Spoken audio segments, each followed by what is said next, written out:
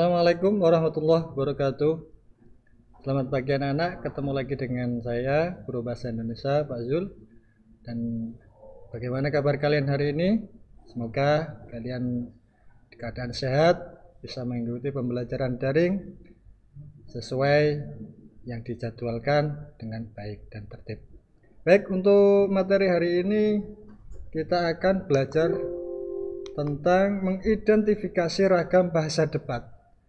Dari pertemuan-pertemuan sebelumnya, kalian pernah belajar tentang debat yang dibawakan oleh Pak Agus, Bu Nini, dan Pak Darto, serta Bu Friska. Ya. Kemarin kita belajar debat yang ada dua macam. Secara garis besar, debat ini ada dua, debat ilmiah dan debat kusir. Nah, debat kusir bertujuan untuk mengalahkan pihak lain, seringkali melakukan atau tanpa memperdulikan kesalahan argumen yang disampaikan. Sedangkan debat ilmiah yaitu debat yang cara alami yang bisa dilombakan atau yang sah. Ini adalah debat yang bertujuan untuk mencari kesepakatan dan mengasah otak kita. Nah, berikut kita akan pelajari mengidentifikasi ragam bahasa apa yang ada di dalam debat. Yang pertama adalah bahasa baku. Yang harus kalian ketahui dalam debat yaitu adalah bahasa baku. Kalian harus menggunakan bahasa baku, bahasa yang baik dan benar sesuai dengan kaidah bahasa yang baku. Nah, apanya Pak yang baku? Nah, dari tata bahasa ejaan, pembentukan kata, frasa, kalimat, dan paragraf. Nih, yang kedua, ide. Nah, ide ini yang diungkapkan harus benar sesuai dengan fakta dan data dan dapat diterima dengan akal sehat logis.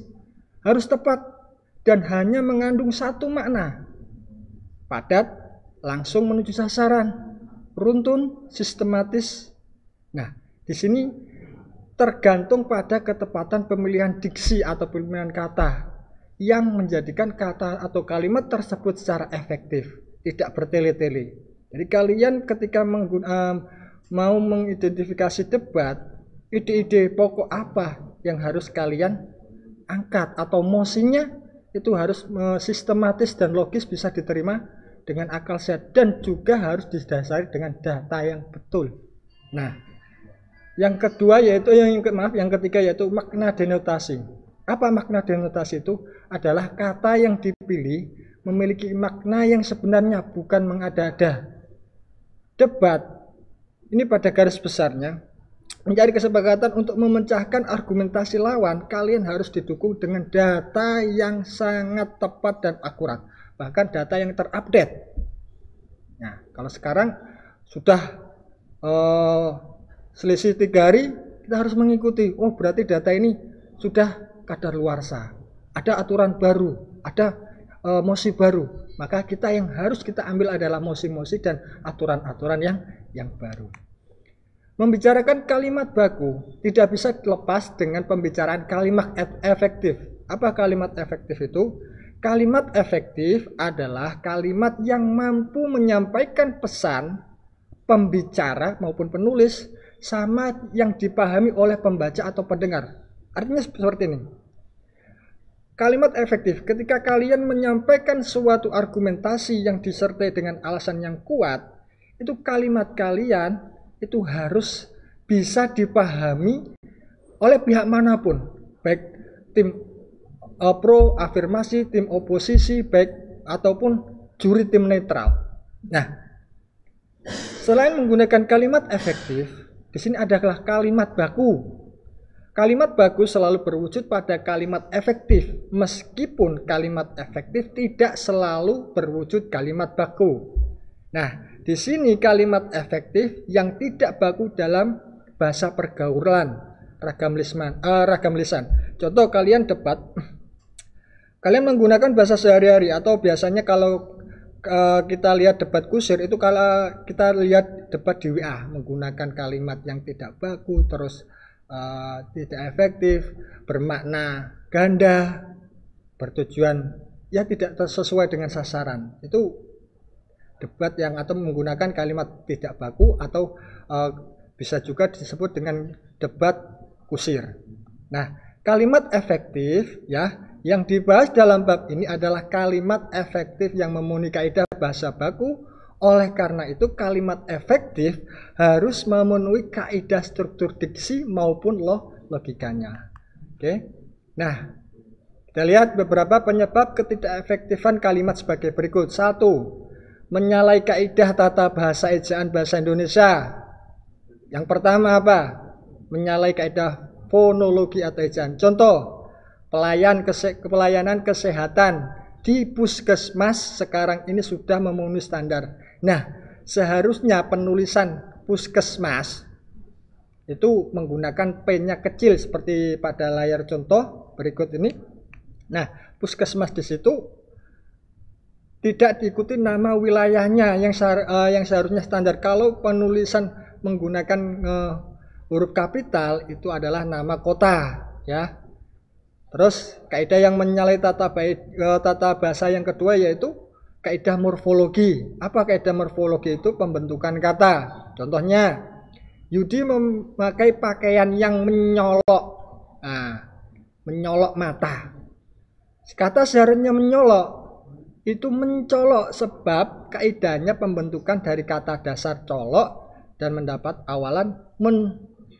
Sama dengan sapu. Pak, kalau sapu bagaimana Pak? Menyapu apa? Yang betul mensapu atau menyapu? Yang betul menyapu bukan mensapu ya.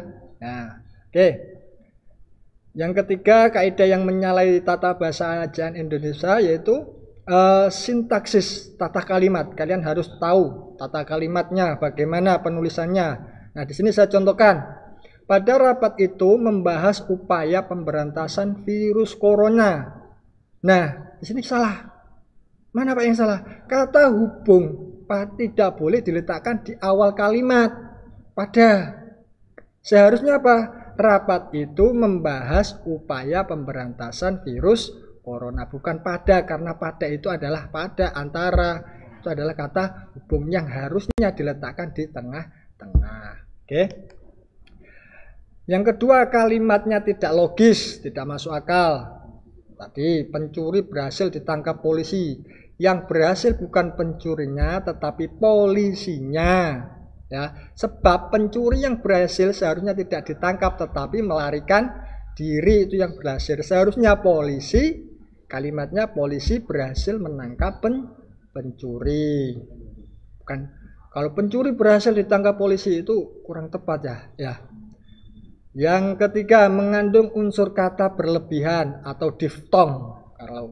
Nah, contoh, kedua orang itu saling berpandang-pandangan. Nah, kata ulang berpandang-pandangan sudah bermakna saling. Atau lagi pernah saya temui ada sebuah banner yang berbunyi Dirgahayu HUT RI kesekian. Nah, ini seharusnya Dirgahayu HUT ini berlebih-lebihan. Kalau sudah HUT ya hari ulang tahun. HUT itu kan singkatan hari ulang tahun. Kalau Dirgahayu memperingati lagi 1 tahun atau ulang tahun. Jadi nggak usah terlalu di berlebihan kata. Dirgahayu atau itu salah. Yang betul atau Dirgahayu RI keberapa atau HUT RI keberapa itu. Baik, dari sini ada yang ditanyakan? Kalau mungkin ada nanti kita sambung, silakan kalian tanyakan pada guru mapelnya masing-masing. Dan untuk pertemuan hari ini saya akhiri. Jangan lupa isi absen dan juga kerjakan semua tugas yang ada di link Taruna Sinau kalian, lengkapi dashboard kalian yang masih kurang tugas-tugas kalian. Dan semoga kalian tetap sehat di rumah. Dari saya akhiri, assalamualaikum warahmatullahi wabarakatuh.